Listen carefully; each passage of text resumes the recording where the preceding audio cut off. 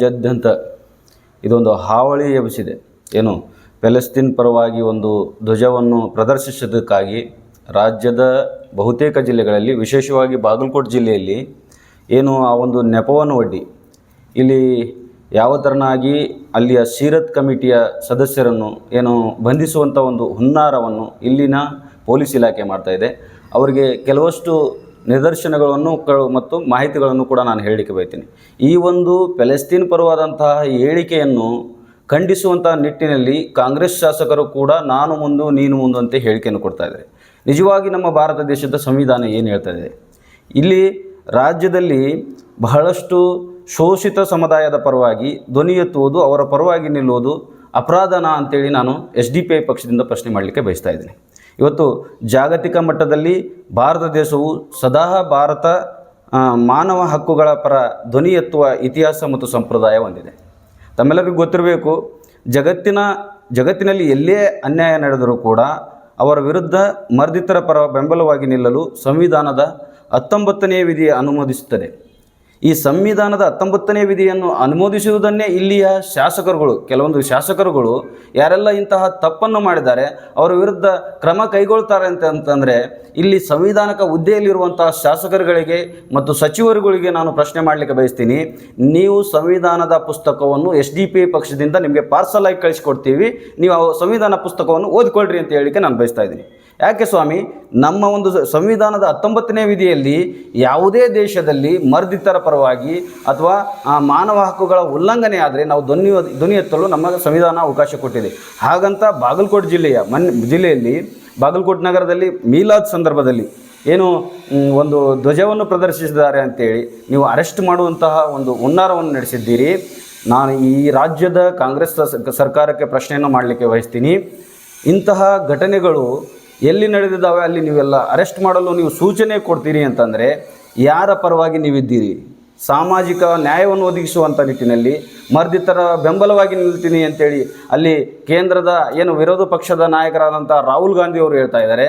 ಮಾನ್ಯ ಏನು ಕಾಂಗ್ರೆಸ್ ಪಕ್ಷದ AICCಯ ಅಧ್ಯಕ್ಷರಾದಂಥ ಖರ್ಗೆ ಅವರು ಹೇಳ್ತಾ ಇದ್ದಾರೆ. ಇಲ್ಲಿನ ಸಿದ್ದರಾಮಯ್ಯ ಸರ್ಕಾರ ನೇತೃತ್ವದ ಅಧಿಕಾರದಲ್ಲಿರುವಂಥ ಕಾಂಗ್ರೆಸ್ ಸರ್ಕಾರ ರಾಜ್ಯದಾದ್ಯಂತ ಎಲ್ಲ ಏನು ಪ್ಯಾಲೆಸ್ತೀನ್ ಪರವಾಗಿ ಇರುವಂತಹ ಒಂದು ಯುವಕರ ಗುಂಪಿಗೆ ಒಂದು ಭಯ ಹುಟ್ಟುವಂಥ ವಾತಾವರಣ ಮಾಡಿದೆಯಲ್ಲ, ನೀವು ಯಾರ ಪರವಾಗಿದ್ದೀರಿ ಅಂತ ಹೇಳಲಿಕ್ಕೆ ನಾನು ಪ್ರಶ್ನೆ ಮಾಡಲಿಕ್ಕೆ ಬಯಸ್ತೇನೆ. ನೀವು ಸಂವಿಧಾನದ ಪರವಾಗಿದ್ದೀರಾ ಅಥವಾ ಸಂವಿಧಾನದ ವಿರೋಧವಾಗಿದ್ದೀರಾ ಅಂತೇಳಿ ನೀವು ಪ್ರತಿಕ್ರಿಯೆಯನ್ನು ಕೊಡಬೇಕು. ಅದೇ ಥರನಾಗಿ ಗಾಜಾದಲ್ಲಿ ನಡೀತಾ ಇರುವಂಥ ದೌರ್ಜನ್ಯ, ದಬ್ಬಾಳಿಕೆ, ಮಾರಣ ಹೋಮ, ಜನಾಂಗೀಯ ದ್ವೇಷದ ವಿರುದ್ಧ ಮಾತನಾಡುವುದು ನಮ್ಮ ರಾಷ್ಟ್ರಪಿತ ಮಹಾತ್ಮ ಗಾಂಧೀಜಿಯವರ ನಡೆಯಾಗಿತ್ತು ಕೂಡ. ಅದನ್ನು ಈ ಒಂದು ಕಾಂಗ್ರೆಸ್ ಪಕ್ಷದ ನಾಯಕರು ಅದನ್ನು ಗಮನಿಸಬೇಕು. ಇದಿಷ್ಟಲ್ಲದೆ ಪ್ರಸ್ತುತ ಏನು ಈ ದೇಶದ ಪ್ರಥಮ ಪ್ರಧಾನಿ ಜವಾಹರ್ಲಾಲ್ ನೆಹರು ಅವರಿಂದ ಹಿಡಿದು ಪ್ರಸ್ತುತ ಏನು ನರೇಂದ್ರ ಮೋದಿಯವರವರೆಗೂ ಕೂಡ ಅವರ ಅಧಿಕಾರಾವಧಿಯಲ್ಲಿ ಪ್ರತಿಯೊಬ್ಬರ ಅಧಿಕಾರಾವಧಿಯಲ್ಲಿ ಭಾರತದ ರಾಜತಾಂತ್ರಿಕ ನೀತಿಯನ್ನು ಪ್ಯಾಲೆಸ್ತೀನ್ ನಾಗರಿಕರ ಹಕ್ಕುಗಳ ಬಗ್ಗೆ ಪ್ರತಿಧ್ವನಿಸಿದ್ದಕ್ಕೆ ಇತಿಹಾಸವೂ ಕೂಡ ಇದೆ. ಅದನ್ನು ತಾವು ಕೂಡ ಗಮನಿಸಬಹುದು. ಇಷ್ಟೆಲ್ಲ ಇರಬೇಕಾದ್ರೆ ಮಾನವ ಹಕ್ಕುಗಳು, ಇನ್ನೊಂದು ವಿಷಯ ಕೂಡ ತಮಗೆ ನಾನು ಗಮನಕ್ಕೆ ತರಲಿಕ್ಕೆ ಬಯಸ್ತಾ ಇದ್ದೀನಿ. ಮಾನವ ಹಕ್ಕುಗಳ ಹೋರಾಟಗಾರ ಜಗತ್ಪ್ರಸಿದ್ಧ ನೆಲ್ಸನ್ ಮಂಡೇಲಾ ಅವರು ಕೂಡ ಹೇಳ್ತಾ ಇದ್ದಾರೆ, ಪ್ಯಾಲೆಸ್ತೀನಿನ ಜನರಿಗೆ ಸ್ವಾತಂತ್ರ್ಯ ಸಿಗದೇ ಇದ್ದರೆ ನಮ್ಮೆಲ್ಲರ ಸ್ವಾತಂತ್ರ್ಯವೂ ಕೂಡ ಅಪೂರ್ಣ ಅಂತ ಹೇಳ್ತಾ ಇದ್ದಾರೆ. ಇಂತಹ ಮಹಾನ್ ವ್ಯಕ್ತಿಗಳು ಒಂದು ಮಾತನ್ನು ಕೂಡ ತಾವು ಗಮನಿಸಿದೆ, ಬೇಕಾಬಿಟ್ಟಿಯಾಗಿ ಹೇಳಿಕೆ ಮಾಡಿ ಬೇಕಾಬಿಟ್ಟಿಯಾಗಿ ಯುವಕರಲ್ಲಿ ಒಂದು ಭಯ ಹುಟ್ಟಿಸುವಂಥ ವಾತಾವರಣವನ್ನು ಇಲ್ಲಿನ ಕಾನೂನು ವ್ಯವಸ್ಥೆ ಮಾಡ್ತಾ ಇದೆ, ಇಲ್ಲಿನ ಏನು ಪೊಲೀಸ್ ವ್ಯವಸ್ಥೆ ಮಾಡ್ತಾ ಇದೆ.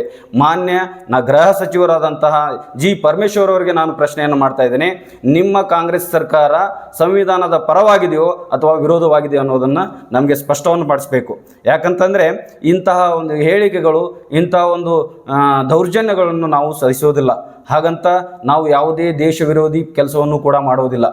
ನಾವು ಯಾವ ದೇಶದ ಅನ್ನವನ್ನು ಉಣ್ಣುತ್ತೇವೆ, ಯಾವ ದೇಶದ ಮಣ್ಣಲ್ಲಿ ನಾವಿದ್ದೇವೆ, ಆ ದೇಶವನ್ನು ನಮ್ಮ ತಾಯಿಗಿಂತಲೂ ಹೆಚ್ಚು ಪ್ರೀತಿಸುವಂತಹ ಜನರು ಈ ದೇಶದ ಜನರಾಗಿದ್ದಾರೆ. ಆ ಒಂದು ನಿಟ್ಟಿನಲ್ಲಿ ಕಾಂಗ್ರೆಸ್ ಸರ್ಕಾರ ಮತ್ತು ಬಾಗಲಕೋಟೆಯ ಏನು ಶಾಸಕರಾದಂಥ HY ಮೇಟಿ ಅವರು ಕೂಡ ಉತ್ತರಿಸಬೇಕು. ಕೇವಲ ಚುನಾವಣೆ ಸಂದರ್ಭದಲ್ಲಿ ಅಲ್ಪಸಂಖ್ಯಾತರನ್ನು ಮತಗಳಿಸುವುದಕ್ಕೆ ನೀವು ಬರ್ತಾ ಇದ್ದೀರಿ. ನಾನು ಮೊನ್ನೆ ಹುನಗುಂದದಲ್ಲಿ ಕೂಡ ಇದೇ ವಿಷಯವನ್ನು ಹೇಳಿದ್ದೇನೆ. ಯಾಕಂತಂದರೆ ಅಲ್ಪಸಂಖ್ಯಾತರ ಮತಗಳಿಸಲಿಕ್ಕೆ ನೀವು ಸಾಕಷ್ಟು ರೀತಿಯಲ್ಲಿ ಒಂದು ಏನು ಅವರ ವೇಷಭೂಷಣವನ್ನು ತೊಟ್ಕೊಂಡು ಬರ್ತೀರಿ. ಇವತ್ತು ನಮ್ಮ ಒಂದು ಮರ್ದಿತರ ಪರವಾಗಿ, ನಾನು ಕೇವಲ ಪ್ಯಾಲೆಸ್ತೀನ್ ಪರವಾಗಿ ಅಲ್ಲ, ಜಗತ್ತಿನ ಯಾವುದೇ ದೇಶದಲ್ಲಿ ಮರ್ದಿತರ ಪರವಾಗಿ ನಿಲ್ಲುವುದಕ್ಕೆ ಮಾನವ ಹಕ್ಕುಗಳ ಸಂರಕ್ಷಣೆಯಿಂದ ನಮಗೆ ಸಂವಿಧಾನದ 19ನೇ ವಿಧಿಯಲ್ಲಿ ಅವಕಾಶ ಇದ್ದರೆ ಕೂಡ ನೀವು ಅರೆಸ್ಟ್ ಮಾಡುವಂಥ ಹುನ್ನಾರ ನಡೆಸಿದ್ದೀರಿ ಅಂತಂದರೆ ನೀವು ಕೂಡ ಯಾವುದೇ RSS ಮತ್ತು BJPಗೆ ಕಡಿಮೆ ಇಲ್ಲ ಅಂತ ಹೇಳಿಕೆ ನಾನು ಬಯಸ್ತಾ ಇದ್ದೀನಿ. ನೀವು RSS ಪ್ರೇರಿತರ ಏನು ಈ ಪೊಲೀಸ್ ಇಲಾಖೆ ಇದೆ, RSS ಒಂದು ದಬ್ಬಾಳಿಕೆ ಒಳಗಾಗಿ ಅವ್ರು ಹೇಳ್ತಾ ಇದ್ದಾರೆ, ಬೇರೆ ಬೇರೆ ದೇಶಗಳ ಹೆಸರನ್ನು ಕೂಡ ಹೇಳ್ತಾ ಇದ್ದಾರೆ. ನಾವು ಆ ಎಲ್ಲ ದೇಶಗಳನ್ನು ಇಗ್ನೋರ್ ಮಾಡ್ತಾ ಇದ್ದೀವಿ. ನಾವು ಪ್ಯಾಲೆಸ್ತೀನ್ ಪರವಾಗಿದ್ದೇವೆ, ನಾವು ಯಾವಾಗಲೂ ಕೂಡ ಮರ್ದಿತರ ಪರವಾಗಿದ್ದೇವೆ, ನಾವು ಮಾನವ ಹಕ್ಕುಗಳ ಹೋರಾಟದ ಪರವಾಗಿದ್ದೇವೆ. ಇವತ್ತು ಸಂವಿಧಾನದಲ್ಲಿ ನಮಗೆ ಅವಕಾಶ ಇದೆ. ನೀವು ಕಾಂಗ್ರೆಸ್ನವರಿಗೆ ಮತ್ತೊಮ್ಮೆ ನಾನು ಹೇಳಿಕೆ ಬಯಸ್ತೀನಿ, ಕಾಂಗ್ರೆಸ್ನವರು ಸಂವಿಧಾನ ಪರವಾಗಿದ್ದೀರಾ ಅಥವಾ ವಿರೋಧವಾಗಿದ್ದಾರೆ ಅಂತೇಳಿ ನೀವು ಉತ್ತರವನ್ನು ಕೊಡಬೇಕು. ಇಲ್ಲವಾದಲ್ಲಿ ಮುಂದಿನ ದಿನಮಾನಗಳಲ್ಲಿ ಸೋಷಿಯಲ್ ಡೆಮೊಕ್ರಾಟಿಕ್ ಪಾರ್ಟಿ ಆಫ್ ಇಂಡಿಯಾದಿಂದ ಉಗ್ರವಾದ ಹೋರಾಟವನ್ನು ಮಾಡ್ತೀವಿ ಅಂತೇಳಿ ಈ ಮುಖಾಂತರ ಹೇಳಿಕೆ ನಾನು ಬಯಸ್ತಾ ಇದ್ದೇನೆ. ಇನ್ನಷ್ಟು ಅಪ್ಡೇಟ್ಗಳಿಗಾಗಿ ಫಾಲೋ ಮಾಡಿ ವಿಜಯ ಧ್ವನಿ ನ್ಯೂಸ್.